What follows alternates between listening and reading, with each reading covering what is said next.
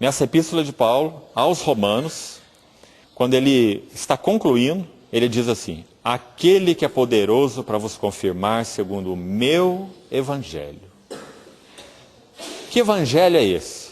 É a pregação de Jesus Cristo. Queria que você atentasse para essas 3 frases. O meu evangelho, que é o evangelho de Cristo. No que ele consiste? Qual que é o conteúdo dele?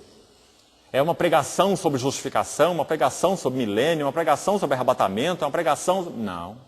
O evangelho é a pregação de Jesus Cristo. Você percebe?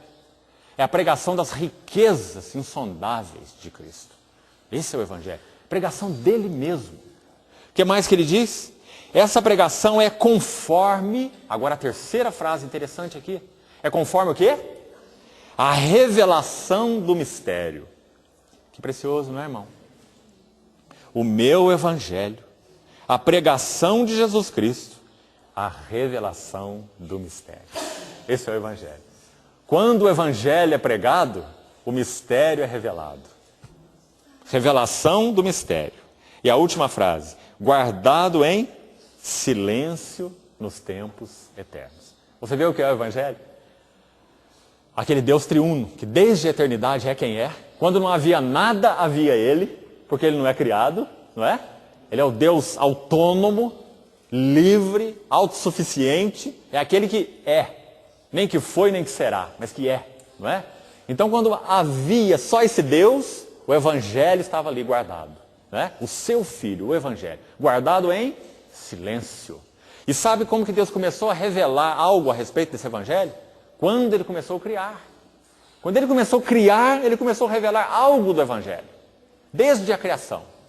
Então nós temos lá a queda do homem, o que o Senhor faz lá no Gênesis, imolando aquele animal, vestindo Adão com peles, você se lembra? Depois o que Ele faz em Êxodo, mandando construir o tabernáculo. Sabe o que Deus está fazendo? Pregando o Evangelho. Ainda na tipologia. Ele está preparando o povo para esse mistério guardado em silêncio nos tempos eternos. Então ele diz, olha, a arca tem que ser assim, porque a arca fala do meu evangelho, do meu filho. Ela tem que ter uma tampa, um propiciatório, com 2 querubins, um de cá, o outro de lá, e sangue tem que ser derramado ali, porque esse é o meu evangelho, não é? Por isso João vai dizer assim, ele é propiciação pelos nossos pecados, mas João vai dizer isso 3.500 anos depois, não é? 1.500 anos depois de Deus ter ordenado Moisés construir o propiciatório. 1.500 anos depois é que João vai poder dizer, ele é a propiciação pelos nossos pecados. Mas lá no tempo do Velho Testamento, um propiciatório. O Senhor está pregando o Evangelho. Deus está pregando o Evangelho na tipologia. Então ele pregou o Evangelho na lei, na tipologia, na poesia, na história. Não é? Mas sabe o que aquilo significa? Um ensaio de núpcias. Quando a noiva está se preparando para as núpcias, tem alguns ensaios, não tem? Mas nesses ensaios, ela não coloca aquele vestido do dia das núpcias. Não é? Mas ela está lá pronta para o ensaio. Então tem a musiquinha que toca, ela ensaia a entrada, quem sabe o noivo até vai lá para fazer o ensaio junto, não é? Mas é um ensaio de núpcias. Todo o Velho Testamento é um grande ensaio, um ensaio de núpcias. Até que João pôde olhar para aquele que é o verdadeiro noivo e dizer assim, o ensaio acabou. Chega de música, chega de ensaio. Eis o Cordeiro de Deus, que tira o pecado do mundo. Então, irmãos, o que nós vemos a partir daí? Para onde que esse Cordeiro vai? Para que todo esse evangelho guardado em silêncio seja realidade para nós. Para onde que esse Cordeiro que João anunciou vai? Ele não vai do Monte da Transfiguração para a glória, mas ele vai, revela a sua glória, como Cordeiro, Santo de Deus, no Monte da Transfiguração, desce o monte. Mais 6 meses, sobra um outro monte. O Monte da Transfiguração tem tudo a ver com ele. A glória do Filho de Deus, quem ele é. Mas o Monte Gólgota, Calvário, tem tudo a ver conosco. A feiura da nossa alienação. Deus meu, por que me desamparaste? O Monte da Transfiguração, sua glória. O Monte Calvário, seu amor. Então, irmãos, graças ao Senhor, pelo Evangelho. O Evangelho é a própria pessoa do Senhor. Filho de Deus, que foi então à cruz do Calvário, executou até a última gota o necessário para que o evangelho guardado em silêncio nos tempos eternos fosse então aberto para nós e nos incluísse como participantes, então, desse chamamento, dessa vocação celestial. Com que propósito? Que Cristo possa ver a Ele mesmo na sua igreja. Nós precisamos saber que Ele morreu por isso. Ele não morreu para perdoar nossos pecados apenas, nem mesmo para nos dar nova vida, muito menos para nos tornar apenas instrumentos dele. Ele morreu para que nós fôssemos semelhantes a Ele. Para que Ele pudesse ver a Ele mesmo em nós, nas nossas vidas, na sua igreja. Ele morreu para possuir uma noiva para si mesmo. Cristo amou a igreja e a si mesmo se entregou por ela. Qual o propósito?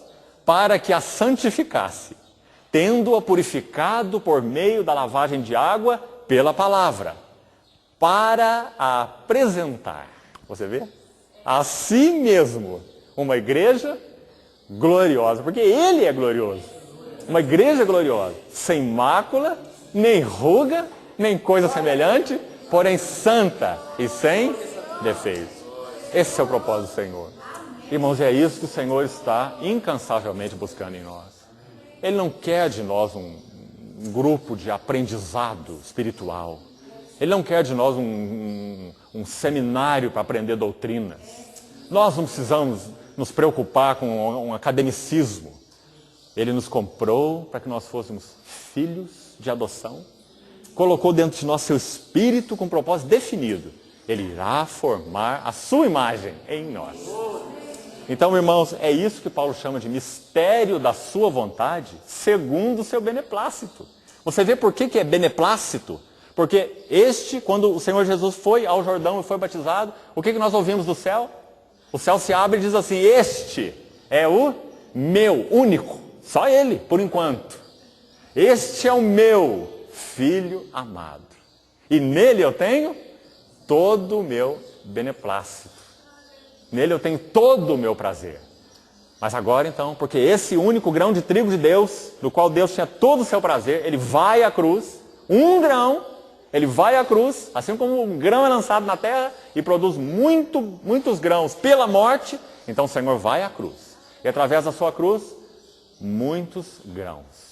Se o grão de trigo caindo em terra não morrer, fica só. Mas se morrer, produz muito fruto. Muitos filhos, à imagem do seu filho. Então ele vai à cruz, realiza o seu trabalho redentor, completa essa obra, tetelestai, está feito, está consumado, ascende ao céu, então de lá ele envia o seu Espírito. Para quê?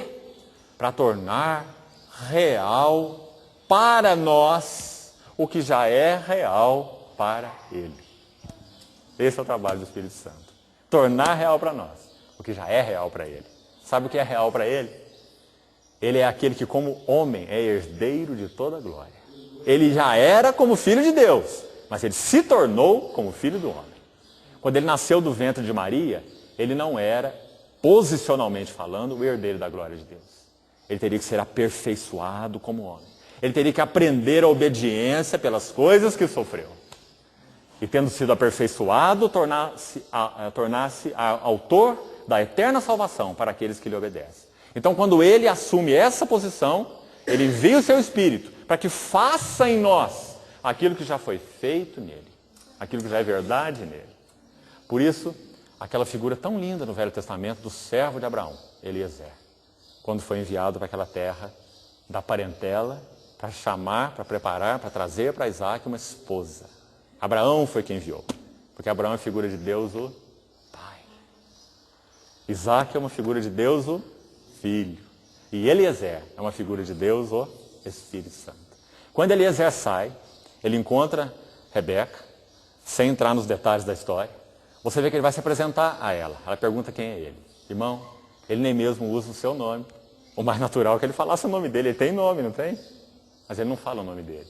Porque o Espírito Santo não chama atenção para si mesmo. E quando ele vai falar sobre quem ele é, ele fala assim: eu sou servo de Abraão. Ele não diz eu sou Eliezer. Ele diz eu sou servo de Abraão. E diz, olha, e não é muito importante quem eu sou, não. O importante é o que eu vim fazer. Eu vim aqui separar uma esposa para o filho do meu senhor, Abraão. E sabe o que ele faz em toda aquela jornada? Ele começa a conversar com Rebeca sobre o filho do seu senhor Abraão. Esse é o tema dele. Porque o Espírito Santo foi enviado para glorificar a Cristo. Ele vai receber do que é meu, disse o Senhor Jesus, e vou-lo-á de anunciar. Foi isso que Eliezer fez lá. Então, se você ler aquela linda história em Gênesis 24, você vai ver o que Eliezer vai fazendo. Ele vai conquistando o coração de Rebeca. Ele vai falando assim, sabe, usando as minhas palavras, sabe, Rebeca, o meu senhor Abraão é muito rico. E sabe o que ele fez? Ele deu para o filho dele tudo o que ele possuía. Sabe o que o Senhor Jesus falou quando estava em carne? Lá naquele capítulo mesmo, João 14:16, ele disse assim, tudo que o Pai tem é meu. Foi isso que Eliezer falou para Rebeca. Você vê que lindo, que interessante. Meu senhor Abraão deu para o filho dele tudo o que ele possui. O filho dele é muito rico, Isaac, porque esse é o ministério do Espírito Santo. Ele vai conquistando o coração de Rebeca, conquistando o coração de Rebeca. Aí eles vão até a casa de Rebeca, você se lembra? E lá tem como que um pequeno conflito, porque a família dela quer que ela fique mais tempo com eles. Então há ali como que um conflito. E o servo de Abraão, Eliezer, ele não está contente com aquilo, de Rebeca ficar mais tempo, porque ele tem pressa de levar a noiva para o filho. Amém. Então depois daquele conflito, os pais de Rebeca dizem assim, vamos conversar com ela, vamos ver o que ela acha, o que ela vai decidir. Então ela responde com uma frase, só uma frase.